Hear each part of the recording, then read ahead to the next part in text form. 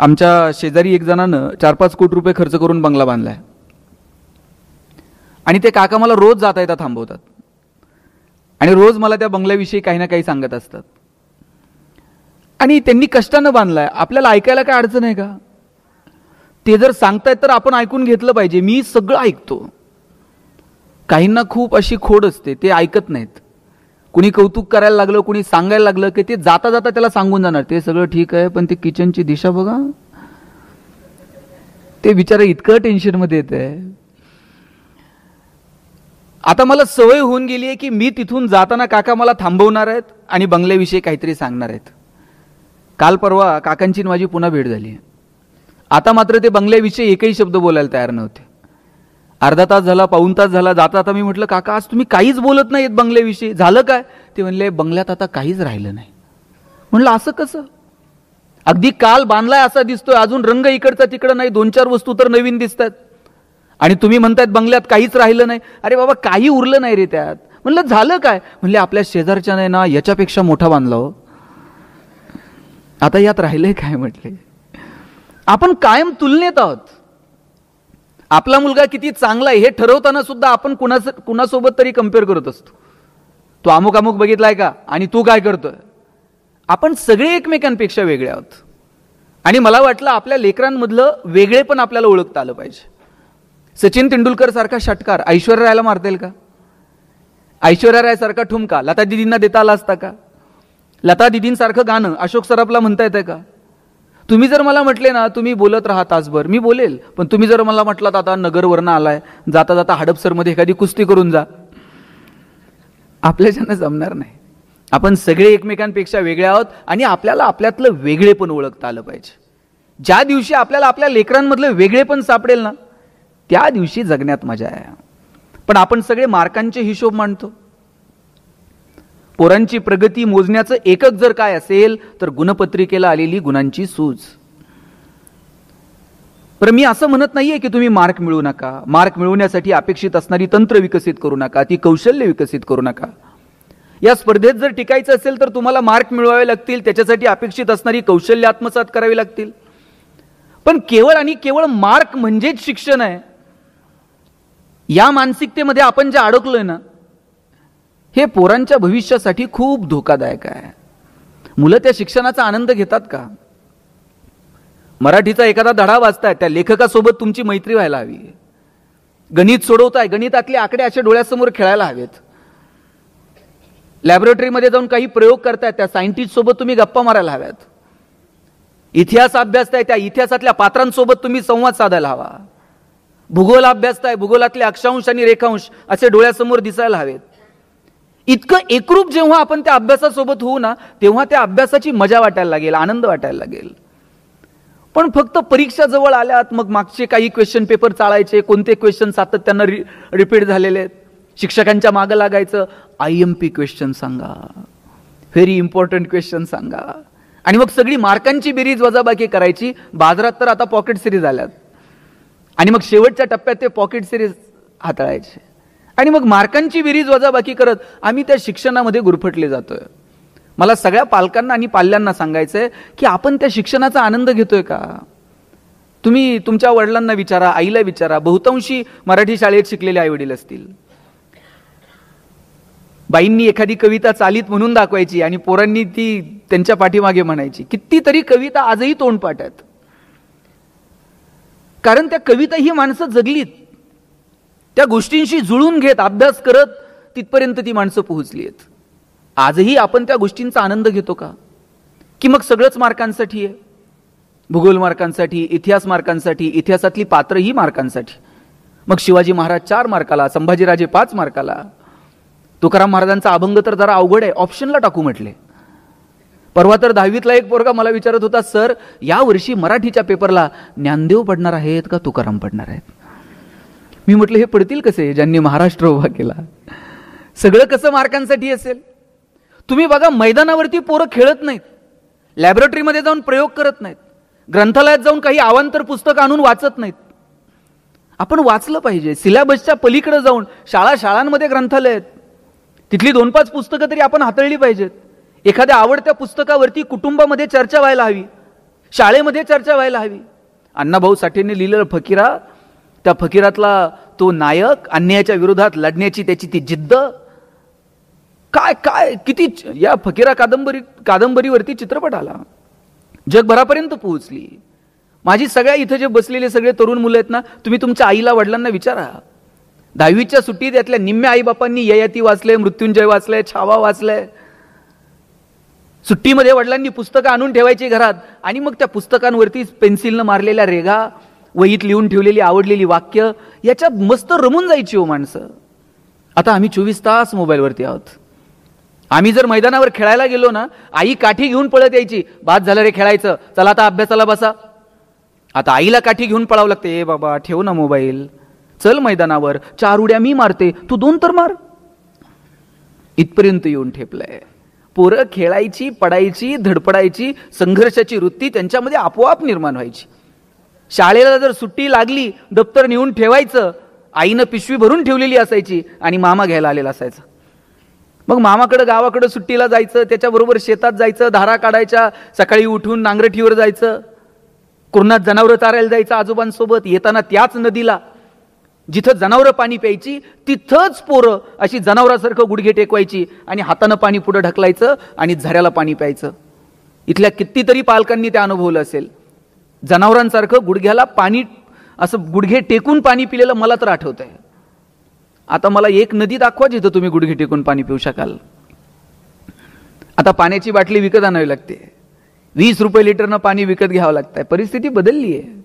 आता एक नदी अशी नीट ठेवली नाही, त्याला सगळं सांडपाणी, कचरा बिचरा, इकडं तिकडं निर्माल्य, प्लॅस्टिकच्या पिशव्या गाठणी बांधून आम्ही नद्यांमध्ये फेकून दिल्या. मग आम्ही मुलांना नेमकं शिकवतोय काय? केवळ आणि केवळ पर्यावरण एक विषय आलाय आता म्हणून तो फक्त मार्कांसाठी अभ्यासायचा का? निसर्गाशी जुळून घेणं, पर्यावरण समजून घेणं, या गोष्टी आम्ही मुलांपर्यंत कधी पोहोचवणार आहोत? आता जाईल तिथे पाण्याची बाटली आहे. पूर्वी जर कुठं गेलं ना कार्यक्रमाला, तांब्या असायचा, फुलपात्र असायचं. साहेब आता तांब्यान फुलपात्र कुठं राहिलंय का हो? मला वाटतं अजून ते फार फार तर सुपारी, साखरपुडा, लग्न समारंभ अशा कार्यक्रमात अजून तांब्यान फुलपात्र आहे. आणि काही दिवसानं ते पण दिसणार नाही. गुरुजी सांगणार, मुलाचे मामा बाटली घेऊन या. इथपर्यंत येऊ देऊ नका. काय येणाऱ्या पिढ्यांपर्यंत नेऊन पोहोचवायचंय, मला वाटतं ते ठरवावं लागेल. आणि म्हणून आम्ही जे हंटर घेऊन फक्त पोरांच्या मागं लागलोय ना, मार्क म्हणजेच शिक्षण. मी पुन्हा पुन्हा सांगतो, मार्क मिळवा पण त्याचा आनंद घ्या. मग आम्ही ठरवून घेतलेलं आहे, खूप मार्क पडले का सायन्सला जायचं, थोडेसे कमी पडले का मग कॉमर्सला जायचं. आणि सायन्सलाही नंबर लागला नाही आणि कॉमर्सलाही लागला नाही, आणि मग कुठे? शब्बास. आमच्या डोक्यात ते भरलंय, आर्ट्सला काय करिअरच्या संधीच नाहीत. मी अशी किती पोरं सांगू की जे कला शाखेतनं ग्रॅज्युएट झाली आणि करिअर झालं. सायन्स, आर्ट्स, कॉमर्स फक्त मार्कांवरून ठरू नका. तुमची आवड, तुमच्या स्ट्रेंथ, तुमचे विकनेस, आजूबाजूला असणाऱ्या संधी, या सगळ्याचा अंदाज घेऊन ठरवा की आम्हाला आमच्या मुलांना नेमकं कुठे घेऊन जायचंय. कॉलेजच्या गेटवर उभं राहिलं, पोरगं येताना दिसलं ना तरी कळतंय हे कोणत्या साईडला असेल.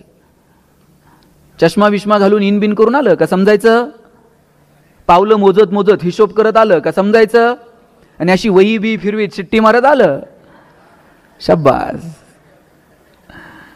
आम्ही ठरवून घेतलंय. माझी विनंती आहे की केवळ मार्कांवरून तुम्ही ठरू नका. म्हणजे एक जमाना आहे ना डीएडचा होता. डीएडला जर नंबर लागला ना, इथं शिक्षक आहेत का कोण?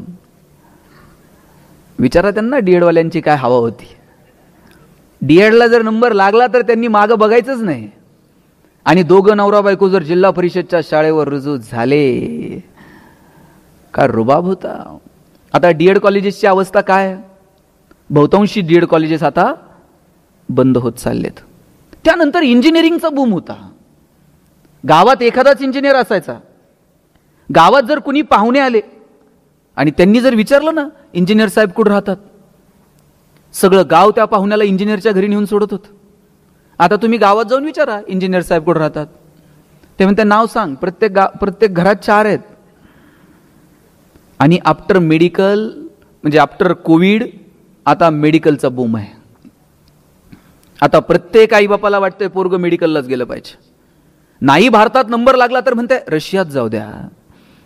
पण त्यांना मेडिकललाच गेलं पाहिजे. बरं, त्यांच्या डोक्यात असं नाही आहे की नाही याला जरा मॅथ फिजिक्स आवडतंय म्हणून यानं इंजिनिअरिंगला जावं, याला जरा केमिस्ट्री बायो आवडतंय म्हणून यानं मेडिकलला जावं. त्यांच्या डोक्यात पक्क आहे पोरगा MBBS, त्याला मुलगी MBBS झालेली बघायची, दोघांनी मिळून हॉस्पिटल टाकायचं आणि नंतर मग मेहुण्याला मेडिकल. असंच असतं ना, अलिखित नियम आहे, ते मेहुण्यालाच द्यावं लागते हल्ली. जरा या हिशोबांच्या थोडंसं पलीकडे जाऊयात ना. सुनीता विल्यम्स, तुम्ही बघा काय व्हायचं होतं, काय शिकल्या, मग नंतर कशा या सगळ्या करिअरमध्ये आल्या. कुठे गेल्या होत्या सुनीता विल्यम्स मागचे काही दिवस? गेट, शिवाजीनगर, कुठे होत्या? आणि आपण सगळेजण आतुरतेनं वाट बघत होतो की नाही? आपल्यापैकी किती लोक सुनीता विल्यम्सला भेटलेले आहेत? भेटलेलं कुणीच नाही, पण किती आतुरता होती. अरे तुम्ही तर शिकलेली, तुम्ही शिकतायत, अंतराळात कशासाठी गेलायत, काय गेलायत, त्यातनं काय होणार आहे, काय नवीन अपडेट्स मिळणार आहेत, त्याचा तुमच्या माझ्या जीवनावर काय परिणाम होणार आहे, हे किमान सायन्सची पोरं वाचत असतील, अभ्यासत असतील. पण गावात खेड्यापाड्यातली खुरपणी टुरपणी करणारी बाई सुद्धा गप्पा मारताना म्हणायची, बाई ती सुनीता आली की नाही कुणाच ठाऊक. किती प्रेम, किती आतुरता, काय करिअर आहे. जगणं हे आयुष्य एकदाच आहे, परत आहे की नाही मला माहित नाही. असं जगायचं ना, लोकांना हेवा वाटला पाहिजे. आणि लोकांना वाटो ना वाटो, किमान आपल्या आपल्या जगण्याचा आपल्याला तर हेवा वाटला पाहिजे. अरे आम्ही जगलो आमच्या मस्तीत, आम्ही जगलो आमच्या धुंदीत. सचिन तेंडुलकर दिसायला एवढा एवढासा, एका मॅच मध्ये एक बाउन्सर असा नाकावर येऊन आदळला, नाका तोंडातनं रक्त यायला लागलं. लोकांना वाटलं आता स्ट्रेचर बोलवतील आणि घेऊन जातील. पण त्या पठ्ठ्यानं तसंच तोंडावरती पाणी मारलं, बॅट अशी क्रीजवरती आदळली आणि म्हटलं मैं खेलेगा. आणि त्या दिवशी जो दटून राहिला ना क्रिकेटच्या क्षेत्रात, जगाचा बाप झाला. काय करिअर आहे आणि काय कमालीचा आत्मविश्वास आहे हो सचिनकडे. म्हणजे सचिन क्रीजवर खेळतोय, भारत आणि ऑस्ट्रेलिया मॅच सुरू आहे आणि भारताला जिंकायला साधारणतः 47 धावांची गरज आहे. सगळ्या जगाला वाटतंय की जोपर्यंत क्रीजवर सचिन आहे तोपर्यंत भारत मॅच जिंकतोय. पण ब्रॅड हॉकच्या एका चेंडूवर सचिनची विकेट पडली आणि भारताला मॅच गमवावी लागली. त्या ब्रॅड हॉकला असला आनंद झाला की अरे जगातला सगळ्यात श्रेष्ठ फलंदाज आणि त्याची विकेट मी अगदी करिअरच्या सुरुवातीला घेतली. त्यानं रेफरीकडनं चेंडू मागून घेतला, पॅव्हेलियनमध्ये गेला आणि सचिनला म्हटला, सचिन तू जगातला सगळ्यात महान फलंदाज आहेस, या चेंडूवर मी तुझी विकेट घेतली, आयुष्यभर हा चेंडू मी माझ्या शोकेशमध्ये जपून ठेवेल, मला याच्यावर तुझी ऑटोग्राफ देशील? सचिननं ऑटोग्राफ दिली, पाठीवरती थाप मारली आणि जाताना त्याला म्हटला, it will never happen again, परत असं घडणार नाही. आणि त्यानंतर कधीच ब्रॅड हॉकच्या चेंडूवर सचिनची विकेट पडली नाही. याला आत्मविश्वास म्हणतात. चुका होतात, घडतात, पण एकच चूक परत परत करायची नसते. बदलूयात, काहीतरी नवीन करूयात, झालेल्या चुका सुधारवण्यासाठी सातत्यानं प्रयत्न करूयात आणि त्याच्यासाठी कधीतरी स्वतःच्या अंतर्मनात डोकावून पाहूयात. माझी पालकांना विनंती आहे की आपली लेकरं ही वेगळी आहेत, युनिक आहेत, त्यांच्यामधलं वेगळेपण ओळखा, त्यांच्या चांगल्या गुणांचं कौतुक करा. आपण त्यांच्यातले दोष शोधण्यात वेळ वाया घालवतो. तुम्ही म्हणाल मग दोष ओळखायचे नाहीत का? जरूर ओळखायचे. मग सांगायचे नाहीत का? जरूर सांगायचे. पण दोष हे कानात सांगायचे असतात आणि कौतुक हे चार चौघात करायचं असतं. आपण उलट करतो. बघा पोरांनी टाळ्या वाजवल्यात आणि ते पण असं आईकडं बापाकडं बघत. नाही आवडत पोरांना. तुम्ही पाहुणे आल्यानंतर म्हणणार, बावळटाचा आहे ना, अभ्यासच करत नाही, मोबाईलच घेऊन बसतंय आणि किती वेळा सांगायचंय. पाहुणा म्हणणार आहे का, फारच बावळट आहे, मी घेऊन जातो आणि परत सुधरून आणून देतो. ते आपल्यालाच सुधारायचंय. उलट पाहुण्याच्या देखत म्हणायचं, आमचा दादा इतका हुशार आहे ना, दादा पाहुण्याच्याच पुढे पुस्तक घेऊन बसताय का नाही बघा. आणि तुम्ही पाहुण्याच्या देखत म्हणून बघा, दादा बावळट आहे, दादा बाहेर जात आहे, पाहुण्याच्या बुटात पाणी होत आहे, लेसला लेस बांधताय. मग तुमची इज्जत घालवायची एकही संधी दादा सोडत नाही. कौतुक करा हे चार चौघात आणि दोष जे सांगायचे ते कानात सांगा. आणि माझी विनंती आहे, तुम्ही तुमच्या गप्पांचे विषय बदला. आपण कोणत्या विषयांवरती आपल्या मुलांशी गप्पा मारतो, संवाद साधतो, ते विषय आपण बदलून बघूयात. मुळात आपण संवाद साधतो का हाच प्रश्न आहे. पूर्वी असा गोल करून लोक एकत्र जेवायला बसायचे आणि मग गोल करून जेवायला बसलं की एकमेकाचा चेहरा दिसायचा, संवाद व्हायचा. कुणी जर टेन्शन मध्ये असेल तर घरातल्या थोरल्या माणसांना कळायचं हे आज जरा टेन्शनमध्ये दिसतंय, चेहरा पाडून बसलाय, ह्याचे डोळे खाली आहेत. आता 2-2, 4-4 दिवस पोरांची आणि आपली नजरानजर पण होत नाहीये. पोरगा आला का आपल्या खोलीत निघून जातो, जेवायला खाली येतो, त्याचं ताट घेतो, जेवतो, त्याच्या वेळेनुसार निघून जातो. गोल करून जेवायला बसा. आम्ही तर जेवायला बसलं ना, आजोबा सांगायचे चला ताटाच्या भोवती पाणी फिरवा. आम्ही म्हणायचो आता ते ताटाच्या भोवती पाणी फिरवल्यावर काय होतंय? ताटातले पदार्थ काय बदलतात का? बाजरीच्या भाकरीची काय पुरणपोळी होते का? आजोबा सांगायचे पदार्थ बदलत नाही, पण पदार्थाचा प्रसाद होऊन जातो. आणि प्रसाद कधी फेकून द्यायचा नसतो, प्रसादाचा सन्मान ठेवायचा असतो. आज आपण लहान लेकराला काठी घेऊन मागं लागतो, ते खा, ते संपव. बघा, एखादी गोष्ट कोणत्या पद्धतीनं सांगतो हे फार महत्वाचं आहे. काठी घेऊन मागं लागलं आणि हे संपव, पोरगं खाईल तुमच्या धाकानं, पण त्याचा आनंद आणि तो प्रेम, त्या आवडीनं तो खातोय का? आजोबा सांगायचे हा प्रसाद आहे, पाणी फिरवलं का पदार्थाचा प्रसाद होऊन जातो. काय जादू आहे? आणि जेवायला बसलं की ते म्हणायचे हात जोडा आणि आभार माना. म्हटलं आता कुणाचे आभार मानायचे? ते म्हणायचे ज्यानं पिकवलं त्या शेतकऱ्याचे आभार माना, जिनं शिजवलं त्या तुमच्या आईचे आभार माना, आणि ज्यानं भूक दिली त्या भगवंताचे आभार माना. किती साध्या सरळ सोप्या भाषेत लेकरांपर्यंत कृतज्ञता पोहोचत होती. आता गोल करून बसायला कुणाला वेळ नाही. इथं प्रत्येक जण आपापल्या वेळेनुसार येतो. मला मान्य आहे आपण बिझी आहोत, प्रत्येकाच्या कामाच्या वेळा वेगळ्या आहेत. आता आईलाही कामाला जावं लागतं, वडील त्यांच्या वेळेला कामाला जातात, घरातली सगळी माणसं बिझी आहेत. महिना 15 दिवसातनं तर एकदा एकत्र येऊन जेवता येईल की नाही? विशिष्ट वेळ ठरवा की नाही 8 दिवसातनं ह्या दिवशी, सुट्टीच्या दिवशी आम्ही एकत्र जेवणार आहोत. आठवड्यातनं, महिन्यात 1 दिवस असा ठरवून घ्या की सगळेजण गप्पा मारायला आपण बसणार आहोत. गप्पांचे विषय ठरवा. सांगा ह्या 8 दिवसांना आहे ना, हे जे आता अमुक अमुक विषय चाललाय ना, याच्यावरती आपल्याला बोलायचंय रे. त्या निमित्तानं पोरं तयारी करतील, त्या संदर्भानं काहीतरी वाचतील. त्यांना कळेल की पप्पांच्या समोर मला आता या विषयावर बोलायचंय, मला या विषयावर सांगायचंय. ती त्यांचं मत तयार करतील. आणि मी मगाशी जसं म्हटलं की तुम्ही हंटर घेऊन तुमची मतं फक्त लादू नका. तुम्हाला तुमच्या मुलाचं नसेल पटत, किंवा पोरांना तुम्हाला तुमच्या पप्पांचं नसेल पटत एखादी गोष्ट, ती अशी ताणून मारून हाणून किंवा फक्त विरोधाला विरोध करून नाही सांगायची. सांगताना सुद्धा आपल्याला ते आपलं प्रकट होण्याचं जे स्किल आहे ना, ते सुद्धा डेव्हलप करता येईल का बघा. म्हणजे एक साधं उदाहरण सांगतो तुम्हाला. स्वामी विवेकानंदांचे गुरु परमहंस रामकृष्ण परमहंस आणि केशवचंद्र सेन यांच्यामधला संवाद आहे. आणि दोघं कोणत्या विषयावर बोलत होते? देव आहे की नाही याच्यावरती दोघांना आपापलं मत मांडायचं होतं. केशवचंद्र सेन उभे राहिले बोलायला आणि ते पटवून देत होते की देव कसा नाहीये. आणि समोर रामकृष्ण परमहंस बसलेले आहेत आणि केशवचंद्र सेन इतक्या ताकदीनं त्यांचा विषय मांडत होते, भारावून गेले हे सगळं ऐकून परमहंस. आणि ते बोलता बोलता उठायचे, मध्येच थाप मारायचे आणि म्हणायचे वा वा केशव, काय बोलतोयस तू? तू काय सुंदर मुद्दा मांडला, काय तुझा शास्त्रार्थ, काय तुझं वक्तृत्व, काय तुझं प्रभुत्व, काय तुझा विचार. भारावून टाकलं तुम्हाला. आणि इतकं कौतुक करत होते ते केशवचंद्र सेन यांचं. शेवटी केशवचंद्र सेन यांचं बोलणं थांबलं आणि केशवचंद्र सेन यांचं बोलणं थांबल्यानंतर रामकृष्ण परमहंस उठून उभे राहिले, जवळ गेले, त्याला मिठी मारली आणि म्हटले केशवा, काय सुंदर बोललास रे. केशवचंद्र सेन म्हटले याचा अर्थ तुम्ही मान्य केलं देव नाही म्हणून. छे छे, उलट आता तर माझी खात्री झाली, तू इतका सुंदर बोललास याचा अर्थ देव असलाच पाहिजे. त्याच्या कृपेशिवाय इतकं सुंदर बोलणं शक्य आहे का? आपला मुद्दा आपण कोणत्या पद्धतीनं मांडतो याला फार महत्व आहे. आणि आपल्या जे डोक्यात आहे ना, हाणून मारून ती परिस्थिती होती, त्या परिस्थितीत तसे निर्णय घ्यावे लागतात. परत मी असंही म्हणत नाही की पालक म्हणून तुम्ही फक्त गोड गुलाबीनी वागा. आणि तुम्हाला जर कोण म्हणत असेल ना पालकांना, तुम्ही विद्यार्थ्यांचे मित्रमैत्रिणी बना, अजिबात बनू नका. त्यांना खूप मित्रमैत्रिणी ऑलरेडी, तुम्ही त्यांचे चांगले आईबापच व्हा. ते मित्रमैत्रिणी बनायच्या फंदात गेलं का ते पोरग बापाच्या गळ्यात हात घालते. आणि ते आईला तर सरळ म्हणते, ए आई तुला काय कळतं ग, एवढं पण मित्रत्वाचं नातं ठेवू नका. योग्य वेळी कान पकडा, योग्य वेळी पाठीवरनं थाप मारा, योग्य वेळी गोडी गुलाबीत संवाद साधा. पण ते तारतम्य ठेवून आम्हाला वागता आलं पाहिजे.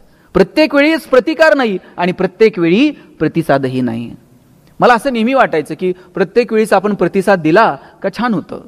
आणि म्हणून मला जर कोणी विचारलं ना सुखी जगण्याचा मंत्र काय, मी म्हणायचो प्रतिकार नको प्रतिसाद द्या. प्रतिकारासाठी कशाला वेळ घालता.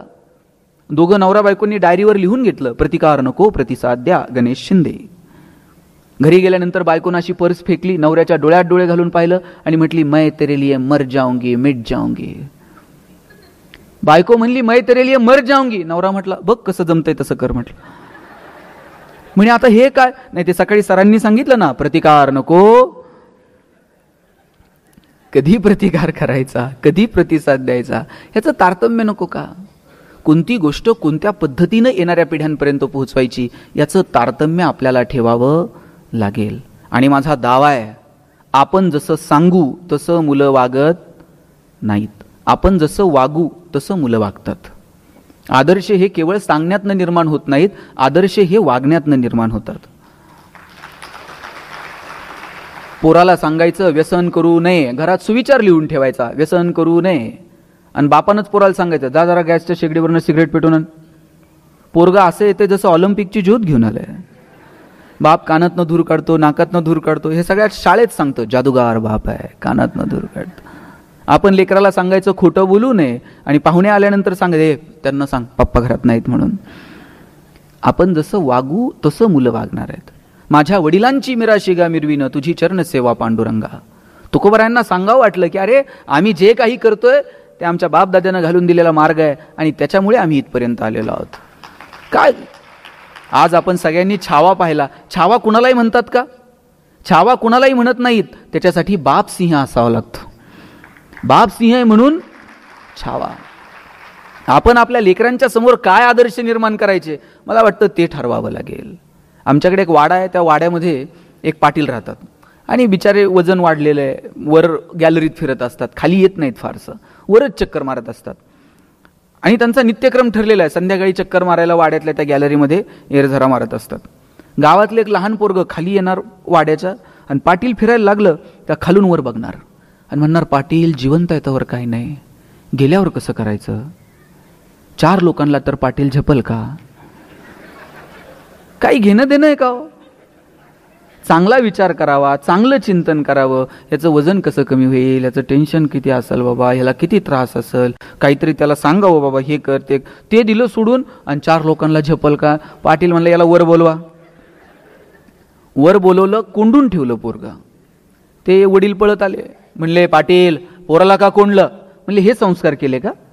मी आपला माझ्या टेन्शनमध्ये एरझरा मारतोय, ती खालून वर बघतोय, म्हणते गेल्यावर कसं करायचं, आणि 4 लोकांना झेपल का. ते म्हणले पाटील लहान लेकरू होते, काय कळतं त्याला, गेल्यावर कुठं संवेदना असतात का. आणि नाही 4 लोकांना झेपलं ना म्हणला, हातपाय तोडून असं सुट्ट सुट्ट करून घेऊन जा म्हणला. पाटील म्हणले लेकराची चूक नाही, हे बेनं खराब आहे. आजोबा पळत आले, म्हणले काय झालं पाटील, नातवाला कोंडले, पोराला कोंडले, काय गडबड काय. ते म्हणले हे संस्कार केले. तुझा नातू म्हणताय 4 लोकांना झेपल का, आणि तुझं पोरगं म्हणतंय हातपाय तोडून नेऊ. पाटील गेल्यावर रुपयावर जात नाही, आणि कशाला म्हणले ते शरीराची विटंबना करायची. आजा म्हणतंय पाटील तुम्ही गेले ना वाड्यालाच काढी लागून टाकू. म्हणले काय असतं, तुम्ही जे पेरणार आहात तेच उगवणार आहे. गहू पेरून ज्वारी उगवते का? ज्वारी पेरून हरभरा उगवतोय का? आपण जे पेरणार ते उगवणार. म्हणून काय पेरायचं ना लेकरांच्या बाबतीमध्ये ते ठरवावं लागेल. मुलांच्या आयुष्यामध्ये मुलांना फक्त आपण हे बघा, आपल्या डोक्यात काय माहिती का बहुतांशी पालकांच्या, नाही मला नाही मिळालं मग आता मुलासाठी करूयात, आम्ही सायकलवर गेलो मग पोराला गाडी घेऊन देऊयात, आमच्या वेळेस नव्हत्या एवढ्या सुविधा म्हणून पोरांना देऊन टाकूयात. त्यांना फक्त त्या सुविधांच्या त्या कोटामध्ये असं अडकून ठेवू नका. काही काही गोष्टींच्या अभावात सुद्धा मजा असते. एखादी गोष्ट नाही आणि एखाद्या गोष्टीला नाही म्हणणं हे सुद्धा आपल्याला जमलं पाहिजे. आपण कोणत्याच गोष्टीला नाही म्हणायला तयार नाही होत.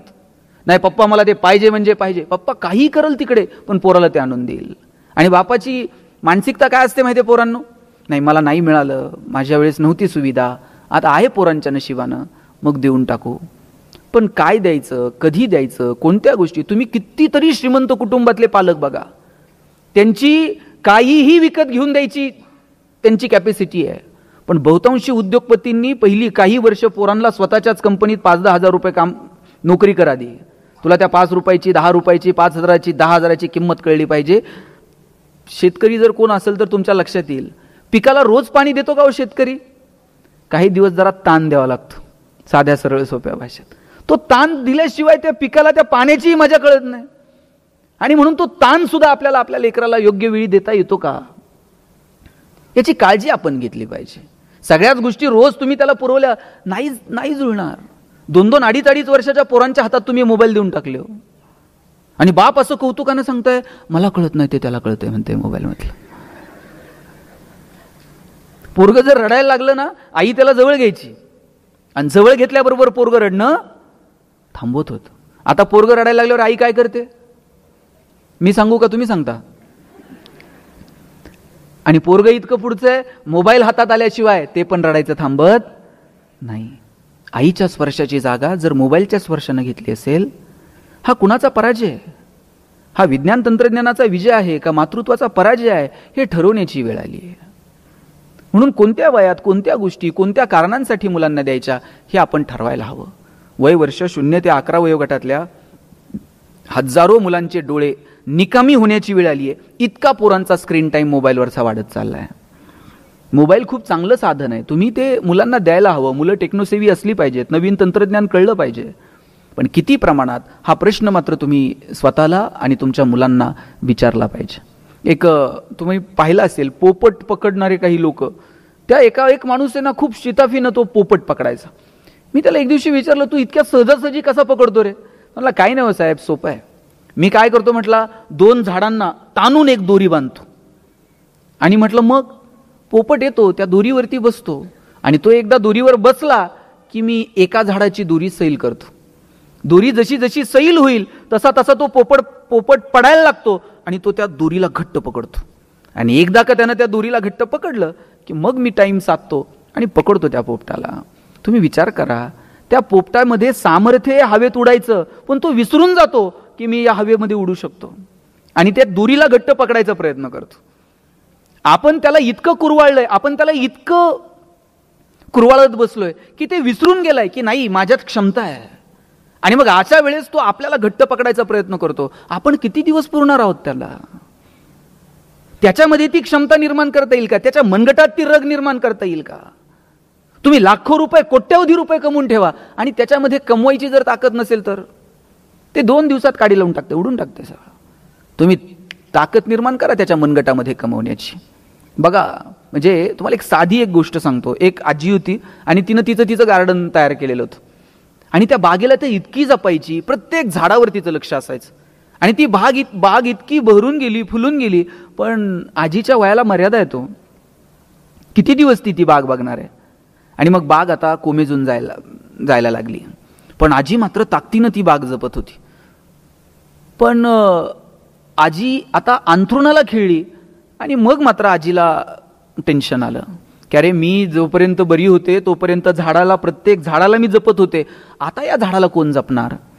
आणि मग तिनं मुलाला बोलवलं आणि सांगितलं, राजा, मी ही बाग आयुष्यभर जपत राहिले, आता मी आजारी पडली आहे, आता मला वाटत नाही की मी अंथरुणातनं उठेल, पण मला टेन्शन याचं आहे की ही बाग कोण बघेल?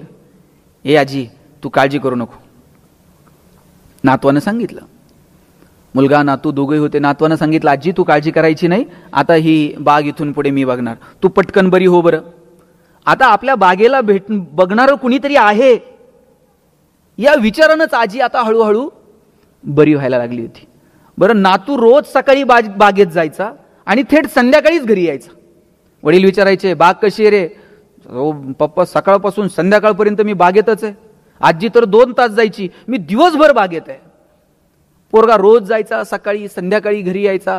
1 महिन्यानं आजी बरी झाली आणि आजीनं आणि बापानं ठरवलं, चला आता बागेत जरा फेरफटका मारून येऊ. आणि बागेत फेरफटका मारायला आले, बघितलं तर सगळी झाडं सुकून गेलेली होती. मग या पोराला विचारलं, बाबा तू रोज सकाळी 8ला येतोय, संध्याकाळी घरी येतोय, रोज बागेत आहे, तू काय करत होता? तू काय काळजी घेतली? अहो म्हटलं, मी खूप काळजी घेतली हो. आल्यानंतर मी प्रत्येक पान ना पान पुसून काढत होतो, प्रत्येक झाडाचं खोड फांदी सगळे पुसून घ्यायचो, त्या झाडांना कुरळायचो, त्या फुलांचा पापा घ्यायचो, त्या झाडाला मिठी मारायचो, जवळ घ्यायचो. मी किती काळजी घेतली, पण नाही हो ही बाग टिकली. मग त्या आजीनं सांगितलं, राजा, कुरवाळणं, जवळ घेणं, त्याला मिठी मारणं, याला काळजी घेणं नाही म्हणत. त्याला योग्य वेळी पाणी घालावं लागतं, योग्य वेळी पाणी तोडावं लागतं, योग्य वेळी ताण द्यावा लागतो, जनावरांनी खाऊ नये म्हणून कधी झाडांना कुंपण घालावं लागतं, आणि मग ती बाग बहरते, फुलते.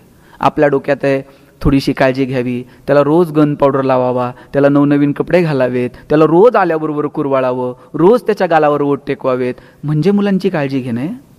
योग्य वेळी ताण द्या, योग्य वेळी कानाला पकडा, योग्य वेळी त्याच्या पाठीवर थाप मारा, योग्य वेळी डोळे मोठे करा, योग्य वेळी त्याच्या डोळ्यात पहा. मला वाटतं हे लेकरांची काळजी घेणे. आमची काळजी घेण्याची जी व्याख्या आहे ना, ती पहिल्यांदा आम्हाला बदलावी लागेल. आणि मुलांना कोणत्या पद्धतीनं कोणत्या गोष्टी सांगायच्या हे ठरवावं लागेल.